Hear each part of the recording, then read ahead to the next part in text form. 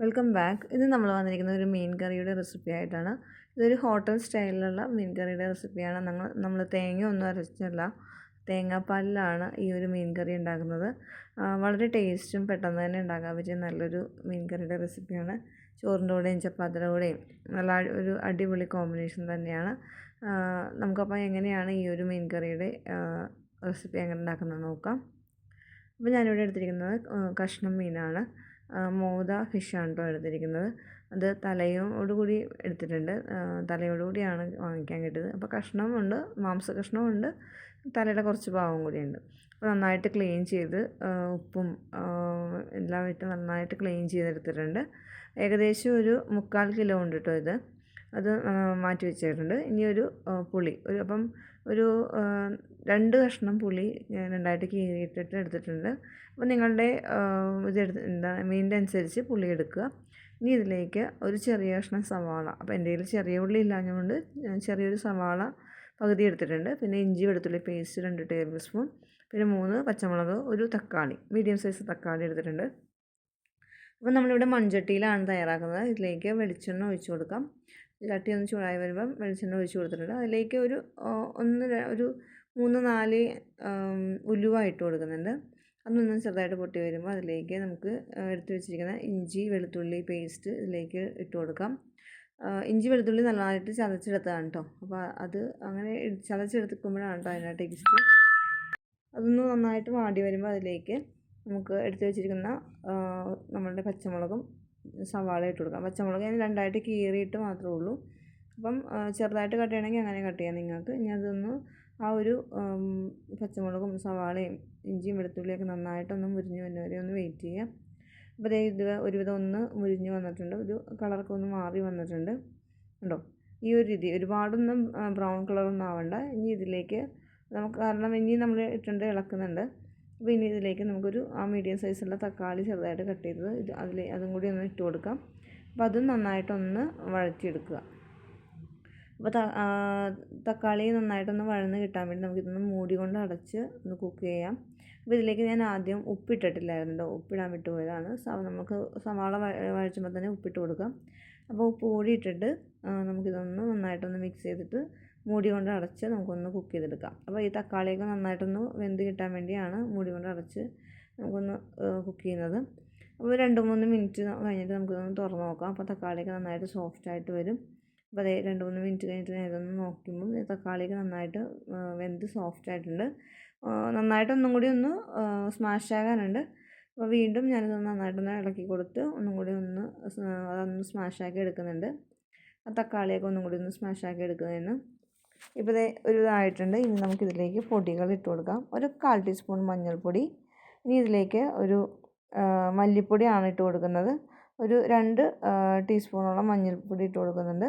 ഇനി ഇതിലേക്ക് മുളക് പൊടി ഇട്ട് കൊടുക്കുന്നത്. അപ്പോൾ ആദ്യം ഇട്ടത് ഒരു ടീസ്പൂൺ കാശ്മീരി ചില്ലിയാണ്.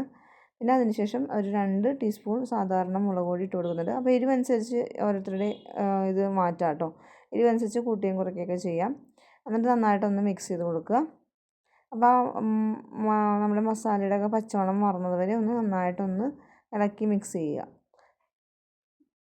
മീഡിയം ഫ്ലെയിമിൽ വെച്ചിട്ടാണ് കേട്ടോ നമ്മൾ ഈ പൊടികളൊക്കെ എല്ലാം ഇട്ട് കൊടുത്തത്, അല്ലെങ്കിൽ പെട്ടെന്ന് തന്നെ കരിഞ്ഞു പോകും. അപ്പോൾ നന്നായിട്ടൊന്ന് ആ ഒരു പച്ചമണം മാറുന്നവരെ ഒന്ന് ഇളക്കി മിക്സ് ചെയ്ത് കൊടുക്കുക. അപ്പോൾ ഇപ്പോൾ ഒരുവിധം ആ പച്ചമണമൊക്കെ ഒന്ന് മാറിയിട്ടുണ്ട്, നമുക്ക് നോക്കുമ്പോൾ അറിയാം. ഇനി ഇതിലേക്ക് നമ്മൾ എടുത്ത് വെച്ചിരിക്കുന്ന പുളി, അപ്പോൾ പുളിയിൽ ഞാൻ ഉപ്പ് കൂടി ഇട്ടിട്ടുണ്ടായിരുന്നു. ഓൾറെഡി നമ്മൾ സവാള വഴറ്റിയപ്പോഴും ഉപ്പിട്ടിട്ടുണ്ട്. അപ്പോൾ അതനുസരിച്ച് നോക്കുക. അപ്പോൾ ആ പുളിവെള്ളം കൂടി ഒന്ന് ഇട്ടിട്ട് നന്നായിട്ടൊന്ന് വഴറ്റിയെടുക്കുക. ഒരു 1-2 മിനിറ്റ് ഒന്ന് മീഡിയം ഫ്ലെയിമിൽ വെച്ചിട്ട് ഒന്നും കൂടി ഒന്ന് വഴറ്റിയെടുക്കുക. ഈ ഒരു വെള്ളം ഒഴിച്ചിട്ട് വേണ്ടോ ആദ്യം ഒന്ന് നന്നായിട്ടൊന്ന് വഴറ്റിയെടുക്കാൻ.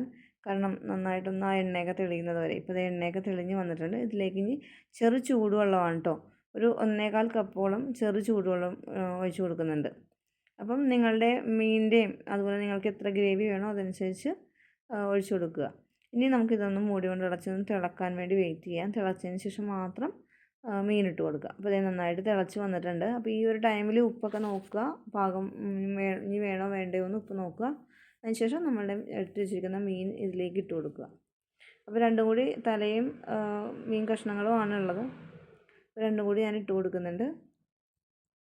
അപ്പോൾ നിങ്ങൾ ഈ ഒരു മീൻ കഷ്ണമല്ല വേറെ ഏത് മീനാണെങ്കിലും ഈ ഒരു രീതിയിൽ നമുക്ക് ചെയ്യാവുന്നതാണ്. കഷ്ണം മീൻ ഉണ്ടെങ്കിൽ അത്രയും നല്ലതാണ്. ആ ഒരു പാൽക്കറിയായിട്ട് വെക്കുമ്പം തേങ്ങാപ്പാലിലിട്ട് വെക്കുമ്പോൾ ഒരു പ്രത്യേക ടേസ്റ്റ് തന്നെയാണ്. അപ്പോൾ എല്ലാ മീനും ഞാൻ ഇതുപോലെ തന്നെ ഇട്ട് കൊടുത്ത് ജസ്റ്റ് ആദ്യം ഒന്ന് ഇളക്കി ഒന്ന് കൊടുക്കുകയാണ്. അപ്പോൾ എല്ലാ മീനിലേക്കും ആ ഒരു ഗ്രേവി ഇതൊന്ന് ജസ്റ്റ് ഒന്ന് സ്പ്രെഡ് ചെയ്ത് കൊടുക്കുന്നുണ്ട് കേട്ടോ. ഇനി നമുക്കിത് മൂടി കൊണ്ട് അടച്ചൊന്ന് നമുക്കിതൊന്ന് കുക്ക് ചെയ്യാം. അപ്പം മീഡിയം ഫ്ലെയിമിൽ വെച്ചിട്ട് കുക്ക് ചെയ്യുക, ഹൈ ഫ്ലെയിമിൽ വെക്കരുത്.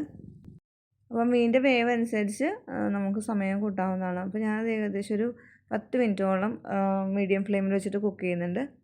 അപ്പോൾ ദേ കുറച്ച് കഴിഞ്ഞപ്പോൾ ഞാനതൊന്ന് നോക്കിയപ്പം മീൻ ഒരു ഇതായിട്ടുണ്ട്. ഇനി ഒരുപാടിട്ട് ഇളക്കരുത്, കഷ്ണങ്ങൾ പൊടിഞ്ഞു പോകും. അപ്പോൾ ഞാൻ ആ കയ്യിലുകൊണ്ട് ചെറുതായിട്ടൊന്ന് ഇളക്കുന്നതാണ്. അല്ലെങ്കിൽ ഒരു തുണി എടുത്തിട്ടോ അല്ലെങ്കിൽ നമുക്കിതൊന്ന് ജസ്റ്റ് ആ ഒരു ചട്ടി ചുറ്റിച്ച് കൊടുത്താലും മതി. ഇപ്പോൾ അതേ ഒരുവിധം ആയിട്ടുണ്ട്. ഞാനിതിലേക്ക് ഇനി തേങ്ങാപ്പാലാണ് ഒഴിച്ചു കൊടുക്കുന്നത്. കട്ടിയുള്ള തേങ്ങാപ്പാലാണ് കേട്ടോ ഇത്. 1 കപ്പോളം ഏകദേശം ഒഴിച്ചു കൊടുക്കുന്നുണ്ട്. അത് 2ാം പാലും ഒന്നാം പാലായിട്ടൊന്നും വേണ്ട, 1 കപ്പ് തേങ്ങാപ്പാലായിട്ടാണ് എടുക്കുന്നത്. ഇനി ഇത് ടിന്നിൽ കിട്ടുന്ന തേങ്ങാപ്പാലാണ് കേട്ടോ. നിങ്ങൾ തേങ്ങ അരച്ചിട്ടാണെങ്കിൽ ഒരു അരമുറി തേങ്ങ എടുത്തിട്ട് എടുത്താൽ മതി. ഇനി നമുക്കൊന്ന് ഒരുപാടൊന്നും ഇങ്ങനെ ഇളക്കണ്ട. ഇത് ജസ്റ്റ് ഇങ്ങനെ ഒന്ന് ഈ രീതിയിലൊന്ന് ഒരുപാട് മീൻ കഷ്ണങ്ങളൊന്നും പൊടിയാത്ത രീതിയിലൊന്ന് ഇളക്കി കൊടുക്കുക. എന്നിട്ട് വീണ്ടും നമുക്കിത് തിളച്ച് മറിയേണ്ട ആവശ്യമില്ല. ജസ്റ്റ് ഒന്ന് ചൂടായാൽ മാത്രം മതി. അപ്പോൾ അതിനുശേഷം ചൂടാകാൻ വേണ്ടി ഒന്ന് വളരെ കുറഞ്ഞ ഫ്ലെയിമിലൊന്ന് ചൂടാക്കിയെടുക്കുക. അതിപ്പോൾ ഒന്ന് തിളച്ച് വരുന്നുണ്ട്. ഇനി ഒരുപാട് ഇട്ട് തിളക്കേണ്ട ആവശ്യമില്ല. ഈ ഒരു ടൈമിൽ നമുക്ക് ഗ്യാസ് ഓഫ് ചെയ്യാം. കണ്ടോ, നമ്മുടെ മീൻ കഷ്ണങ്ങളെല്ലാം നന്നായിട്ടൊന്ന് വെന്തിട്ടുണ്ട്. എല്ലാം കഷ്ണങ്ങളും നന്നായിട്ട് വന്നിട്ടുണ്ട്. ഇതിനി ഗ്യാസ് ഓഫ് ചെയ്ത് നമുക്ക് ഇതിലേക്കൊന്ന് ഒരു വറുത്തിടണം. അപ്പോൾ നിങ്ങൾക്ക് ഈ രീതിയിൽ വേണ്ട എങ്കിൽ ഇങ്ങനെ തന്നെ ഉപയോഗിക്കാവുന്നതാണ്. അപ്പോൾ ഞാൻ ഇതിലേക്ക് വറ്റൽമുളകും കറിവേപ്പിലയും നിങ്ങളുടെ കയ്യിലുണ്ടെങ്കിൽ ചെറിയ ഉള്ളി ഉണ്ടെങ്കിൽ ചെറിയ ഉള്ളിയും കൂടി നന്നായിട്ട് വറുത്തിടുക. അപ്പോൾ ഒരു പ്രത്യേക ഫ്ലേവറും ടേസ്റ്റും തന്നെ ആയിരിക്കും. നല്ലൊരു മണവും ടേസ്റ്റും ഒക്കെ ഉണ്ടാവും. അപ്പോൾ ഇനി ഇത് വറുത്തതിന് ശേഷം നമുക്ക് അപ്പോഴെ തന്നെ ഇട്ടിട്ട് ഇളക്കേണ്ട ആവശ്യമില്ല. കുറച്ച് നേരം ഒന്ന് വെയിറ്റ് ചെയ്യുക. അപ്പോൾ മൂടി കൊണ്ട് അടച്ച് നമുക്ക് എപ്പോഴാണോ സെർവ് ചെയ്യുന്ന ആ സമയത്ത് ഇളക്കിയെടുത്താൽ മാത്രം മതി. അപ്പോൾ നമ്മുടെ മീൻ കറി ഇവിടെ നല്ല റെഡി ആയിട്ടുണ്ട്. അടിപൊളി ടേസ്റ്റാണ് കേട്ടോ ഇത്. ഒരു പ്രത്യേക നമ്മൾ ഹോട്ടലിൽ കിട്ടുന്ന ആ ഒരു രുചിയിൽ തന്നെയാണ് നമുക്ക് ഈ ഒരു മീൻ കറി കിട്ടുന്നത്. അപ്പോൾ ഈ രീതിയിൽ നിങ്ങൾ തയ്യാറാക്കി നോക്കിയിട്ടില്ലെങ്കിൽ ഒന്ന് തയ്യാറാക്കി നോക്കുക. വീഡിയോ ഇഷ്ടപ്പെട്ടാൽ ലൈക്ക് ചെയ്യാനും നിങ്ങളുടെ ഫ്രണ്ട്സ് ആൻഡ് ഫാമിലിക്കും ഷെയർ ചെയ്യാനും മറക്കരുത്. ഈ ഒരു മീൻ കറി നമുക്ക് ചോറിൻ്റെ കൂടെ മാത്രമല്ല, അപ്പം, ഇടിയപ്പം, ചപ്പാത്തി, ദോശ എന്നിവയുടെ കൂടെയൊക്കെ നല്ല അടിപൊളി ടേസ്റ്റ് തന്നെയായിരിക്കും കേട്ടോ. ഇങ്ങനെ ഒന്ന് ട്രൈ ചെയ്ത് നോക്കുക. അപ്പം ഇതുപോലുള്ള മറ്റൊരു വീഡിയോ ആയിട്ട് കാണുന്നവരെ താങ്ക് യു ഫോർ വാച്ചിങ്.